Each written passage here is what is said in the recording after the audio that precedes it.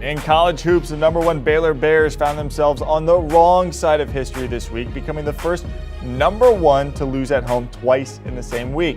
After winning their first 15 games, they dropped their last two to Texas Tech and Oklahoma State, so that number one ranking obviously very much in danger. CBS Sports senior writer Jerry Palm has his latest top four seeds, and look at Baylor. They're still there hanging in. Auburn, Duke, and Gonzaga, the other three. So let's go ahead and bring in Jerry Palm. Baylor dropped to third in their conference with those two losses, but still in your top four. Why in your mind are they hanging on? Well, because it's not just what you did this week. It's your entire season, and Baylor has done a lot of good this season to build up a very strong resume and withstand a couple of home losses. And Texas Tech is a team in the top half of the bracket. In fact, I think I've got them as a 4 this week. So that's, albeit a home loss, not terrible. Oklahoma State probably wouldn't be in the bracket if they were eligible, but they wouldn't be that far from it. So, it's just conference play that happens, but they had a cushion to stay on the top line of the bracket. But then, obviously they got to get things turned around or they're not going to be there very long because, the top 6, 7, 8, maybe even 9 teams in this bracket are all potential number one seeds by the time the season is over. I want to move over to the SEC. You also had Auburn in your top 4. They've won 13 straight. What are the chances that they end up as a number 1 seed, the SEC crowded? Well, if Auburn wins the SEC regular season and tournament championship, the odds that they're a number 1 seed is really high. But there's, like I said, it's a very competitive top of the bracket.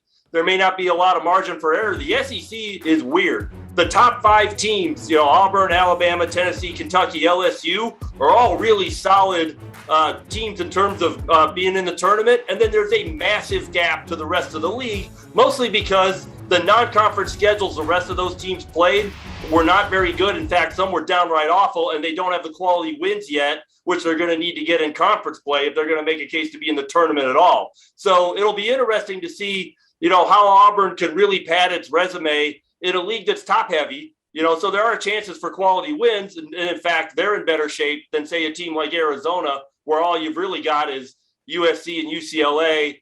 In a league like that, it's pretty tough. And even for Duke and the ACC, there's a big gap between them. Early, but I want to stick there with Auburn and the SEC. How does that conference kind of match up against, conference like the Big East, where, how many teams would get in as far as percentage-wise? What do you see as maybe one of these really tough conferences? Yeah, so for the SEC right now, it's just 5.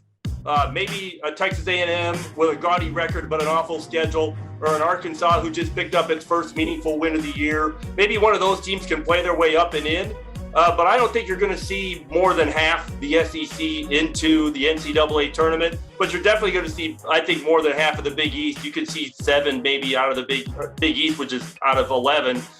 You could see 7 or 8 out of the Big 12. And although they're going to beat each other up and somebody figures to fall off. So those 2 leagues are going to put in a much higher percentage, I think, than the SEC. I know there's a game you're going to have your eye on today. Fun Big Ten showdown on deck at noon between number 7 Purdue and number 25 Illinois. What should we be looking out for between those two teams in this top 25 showdown? Yeah, that's a big game in terms of the conference race because Purdue was one of the favorites along with Michigan, and Illinois is the current leader, and they've been playing great basketball lately. And I think, this is the matchup of the bigs, right? You've got the best big man in the Big Ten in Kofi Cockburn of Illinois going up against the 2-headed monster of preseason All-American Travion Williams and Zach Edey, the 7'4", 300-pounder from Canada who split time. So can Cockburn hang for 40 minutes with those two guys who can play 40 minutes? And that could be a big key as to who can win this game, but also 3-point shooting because both teams rely on it pretty heavily. All right, I want to take a look at your top 4 from each region one more time before we let you go here, Jerry. From the East region, talk to me about Wisconsin, Villanova, and Texas Tech. I know you mentioned Duke there earlier in the ACC.